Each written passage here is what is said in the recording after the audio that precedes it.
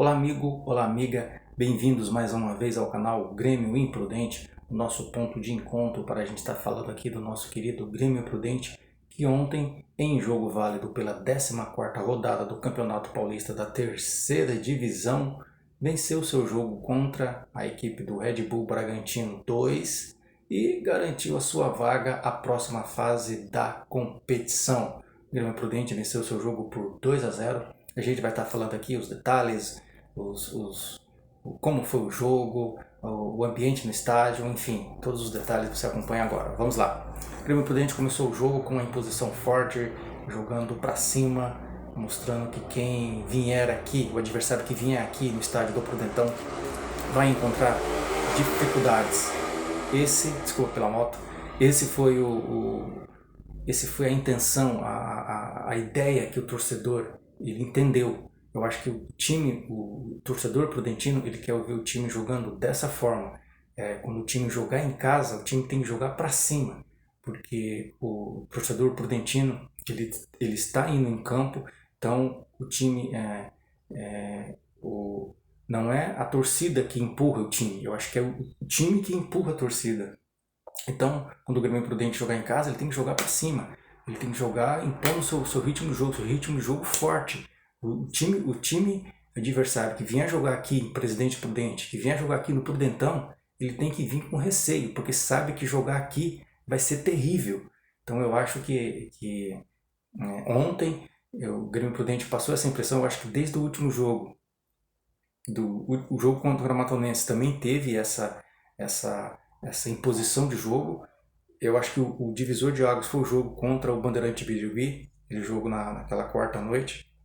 O time do Grêmio Prudente parecia um time apático, parecia que não estava nem aí com nada. Eu acho que não é assim. Eu acho que a partir do jogo contra a Matonense, que foi o penúltimo jogo em casa, o jogo contra a Matonense e esse jogo de ontem, eu acho que é essa a pegada que o torcedor prudentino quer ver o seu time jogando aqui em casa. O adversário que vier jogar aqui em Presidente Prudente tem que vir com receio. Falando do jogo, como eu já disse, o jogo do Grêmio Prudente começou intenso, o gol não saiu, mas o time do Grêmio teve o seu trabalho facilitado logo aos 26 minutos do primeiro tempo, quando o lateral direito e meu xará, o Luiz Gustavo, recebeu o segundo cartão amarelo e foi expulso. Então ali o Grêmio Prudente ficou com um jogador a mais, né? O Red Bull Bragantino ficou com um jogador a menos.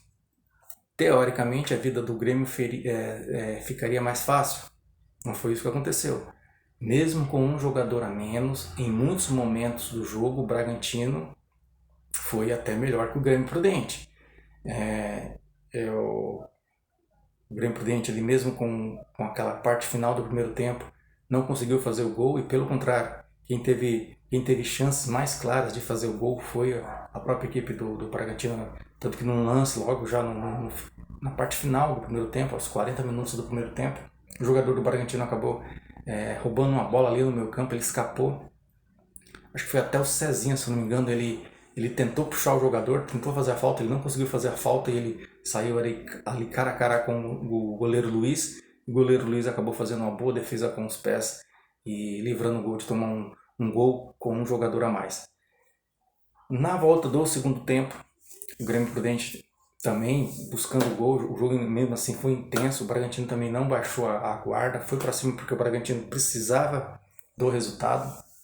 A gente disse aqui que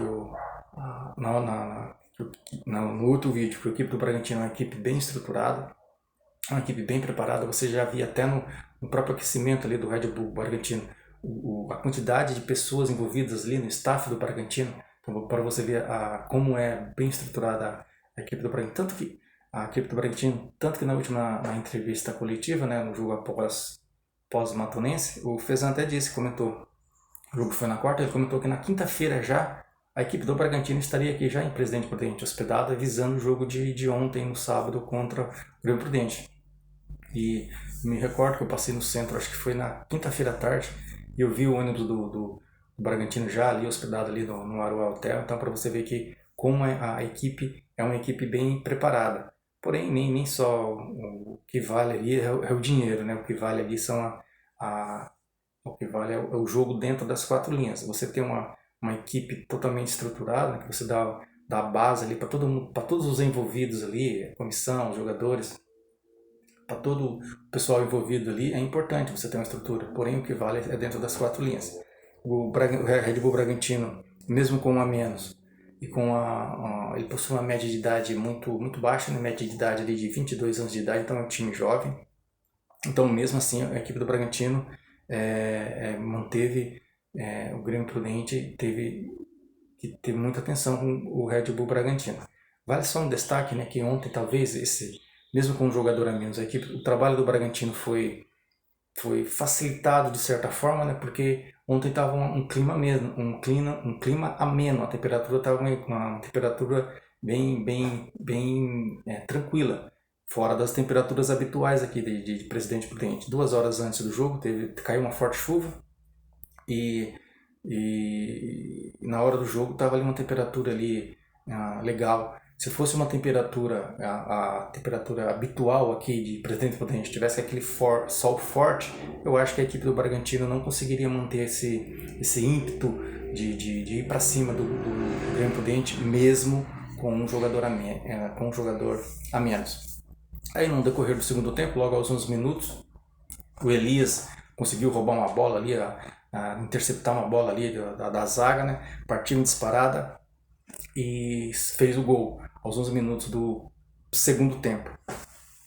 O Elias é uma peça importante na equipe do Grêmio Prudente, né? Ele não vinha tendo bons jogos nessa temporada. Ele que foi uma peça importante na temporada passada, na temporada de acesso do Grêmio Prudente.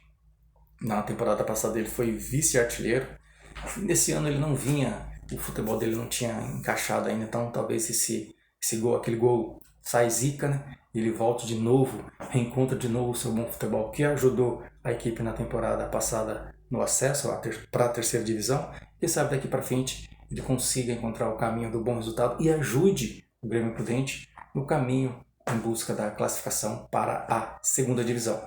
Para finalizar a parte do jogo, já nos acréscimos, já na parte final do jogo, o Grêmio Prudente também conseguiu roubar uma bola, houve um bate-rebate ali dentro da área, a bola sobrou para o Luquinha.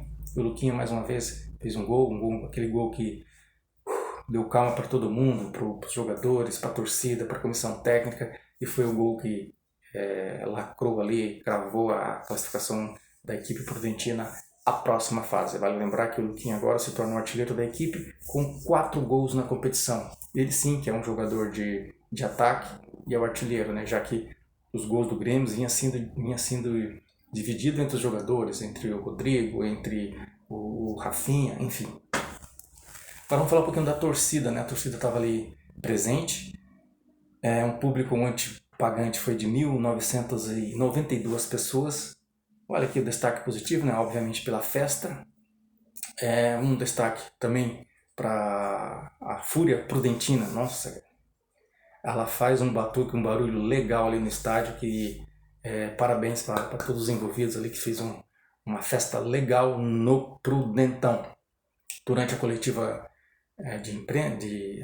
após a coletiva, após o jogo, o Ademir Fezan acabou sendo perguntado, acho que foi pela equipe do GE, aqui de Presidente Prudente, sobre a torcida prudentina, se na opinião do Fezan, a torcida prudentina é uma torcida corneteira.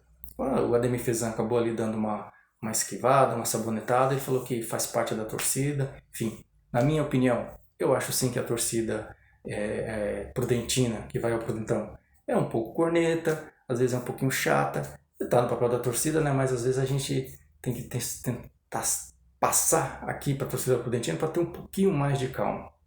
Citar o exemplo ontem, que foi do nosso jogador, o Grêmio Prudente, o Rafinha. O Rafinha era visível que ele não estava num dia legal. Aquele dia ontem parece que tudo que o Rafinha ia fazer dava errado. E a torcida prudentina logo já no início do jogo, o Rafinha tentava um passe, não dava certo, a torcida vaiava, xingava. Tentava um passe e a bola escorria e vaiava, xingava. Na minha opinião, eu acho que não é assim. Eu acho que dentro, quando o jogador estiver em campo, jogando ainda, mesmo que ele não esteja num dia ruim, num dia legal, apoie, incentive.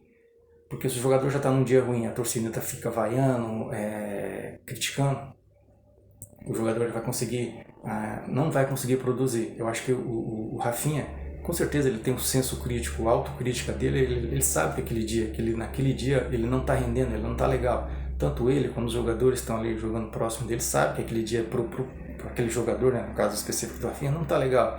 Então tem um pouquinho mais de paciência. Enquanto ele estiver jogando, vamos apoiar. Se quando o técnico vê que ele não tá produzindo e substituir ele, tirar ele do jogo, aí sim, você pode vaiar, mas enquanto ele estiver em campo, vamos apoiar, pessoal, beleza? Combinado? Vamos combinar aqui? Falando então aqui da reta final do campeonato. O Grêmio Prudente vai encerrar sua participação no próximo sábado, às 15 horas. Todos os jogos vão ser às 15 horas, né? O Grêmio Prudente vai até Suzano enfrentar o União Suzano. Na entrevista ontem, o Fezan já adiantou que pode ser que ele utilize um time reserva, né, para dar descanso para os jogadores que vem aí nessa pegada aí dessa fase de classificação. Ele disse que inclusive o próprio Rafinha, o fator dele não ter rendido ontem é isso, o fator físico, porque o jogador joga quarta, sábado, tem viagem, então ninguém é de ferro. Tem uma hora que o jogador, mesmo se ele sendo profissional, o corpo não responde, você precisa de um descanso. Então, o meu Prudente, ele mencionou a programação do Grêmio, folga hoje no domingo, né, quando esse vídeo está sendo gravado. Acho que o jogador vai se apresentar amanhã, na segunda-feira, faz um treino amanhã à tarde. Aí tem a semana inteira para se preparar, visando o último jogo da primeira fase da competição, vai até Suzano, enfrentar a União Suzano. Lembrando que o União Suzano empatou seu jogo ontem contra a Itapirense, e o União Suzano está ali brigando pela classificação, ele tem chance de classificação. Então, certamente, a equipe do União Suzano vai vir forte para cima do Grêmio Prudente, brigando por essa vaga. Só um destaque aqui do União Suzano. O União Suzano tem um jogador lá que já foi do meu time, né? O Kleber Reis, eu sou santista. O Kleber Reis teve uma passagem pelo Santos, né? Um contrato de 5 anos. É um jogador sofrível. Ontem eu assisti o jogo do União Suzano contra a Itapirense, né? O Itapirense recebeu o União Suzano em casa. E eu acho que eu já tinha assistido União Suzano e Audax. E o Kleber Reis na minha opinião, um jogador que pode comprometer a zaga do União Suzano. Então, se o Grêmio Prudente quiser ganhar o seu jogo, pode jogar em cima desse jogador que certamente vai ter chances de sair de lá com uma vitória. Então, parte final daqui só para finalizar a parte da classificação, o Grêmio Prudente classificado para a próxima fase. A próxima fase vai ser dividida da seguinte forma: serão 2 grupos, né? Um grupo 1 e o grupo 2, e a federação já deixou disponível em sorteio, né? Que já está até no regulamento do campeonato, ficou a disponibilidade dos grupos. Então, vou pegar aqui. O grupo 1 ficou da seguinte forma: o grupo 1 vai ficar com o primeiro colocado, o terceiro colocado, o sexto colocado e o oitavo colocado. E o grupo 2 vai ficar com o segundo colocado, o quarto colocado, o quinto colocado e o sétimo colocado. Isso já foi definido em sorteio, tá? Então, caso o campeonato terminasse hoje, tá? Isso aqui é só uma projeção. Lembrando que semana que vem, que vai encerrar, aí sim, todos os classificados, aí sim você vai ter o grupo certinho. Isso aqui é só para você ter uma noção de como poderá ficar os grupos, né? Caso o campeonato terminasse hoje, se a fase de classificação terminasse hoje, o Grêmio Prudente ficaria no grupo 1, e o grupo 1 seria formado pelas seguintes equipes: o São José, o Grêmio Prudente, o Desportivo Brasil e a Itapirense, tá? Lembrando que isso aqui é só uma projeção para você ter uma noção de como vai ser o sorteio dos grupos que vão seguir na competição. Então, só um destaque, para finalizar o vídeo, um destaque final aqui do nosso bate-papo de hoje. Deixar aqui um parabéns, né? Vamos dizer assim, um parabéns para quem cuida ali da manutenção do Prudentão, porque como eu disse no início do vídeo, 2 horas antes do jogo teve uma forte chuva que caiu aqui na cidade de Presidente Prudente, e na hora do jogo o campo estava em perfeitas condições de se praticar o futebol. Não tinha sinais de alagamento, não tinha poças d'água, então a equipe ali, o pessoal que cuida ali da equipe da manutenção do Prudentão está de parabéns, porque o gramado, o piso ali estava em ótimas condições para a prática do futebol. Já deixar aqui um agradecimento, a gente vai, na próxima semana a gente vai finalizar essa primeira etapa, mas já deixar aqui um agradecimento para todos os envolvidos aqui no Grêmio Prudente, né? Porque o Grêmio Prudente conseguiu a classificação e, obviamente, já se mantém na terceira divisão. Ele não caiu de divisão, ou seja, ele não subiu a divisão do ano passado e não retornou esse ano. Então, esse ano aqui a equipe já tem um ponto positivo, né? Que é conseguir a classificação, conseguiu a classificação para a próxima fase. Obviamente ainda vai brigar e tem chances de brigar pela vaga aqui das duas equipes que sobem a próxima temporada da Série A2. Então, o Grêmio Prudente já tem um ponto positivo, mantém-se na terceira divisão e conseguiu a classificação à próxima fase. E também, ele, com essa classificação, ele também conquista uma vaga para a Copa Paulista. Isso aí também é um assunto que a gente vai debater com mais clareza na próxima semana, né, que finda a primeira fase. Mas já deixar o destaque aqui que ele consegue uma vaga para a Copa Paulista. Então ele tem calendário para o segundo semestre de 2023. Então isso aí da Copa Paulista ainda vai ser decidido, porque acho que o arbitral da competição vai ser, acho que no mês que vem, e a competição tem em data prevista para início dia 2 de julho desse ano. Então na semana que vem a gente pega esse tema com mais detalhes, beleza? Então esse foi o nosso bate-papo de hoje. Obrigado para você que assistiu, comentou, se inscreveu, compartilhou. Deixe aí seu comentário, sua dúvida, seu elogio, sua crítica nos comentários do YouTube, ou se você quiser ir no Instagram, pode ir lá também fazer o seu comentário, sua crítica, seu elogio, sua pergunta. A gente vai estar debatendo aqui o assunto futebol, o futebol em geral, enfim. Semana passada, no último vídeo, um rapaz veio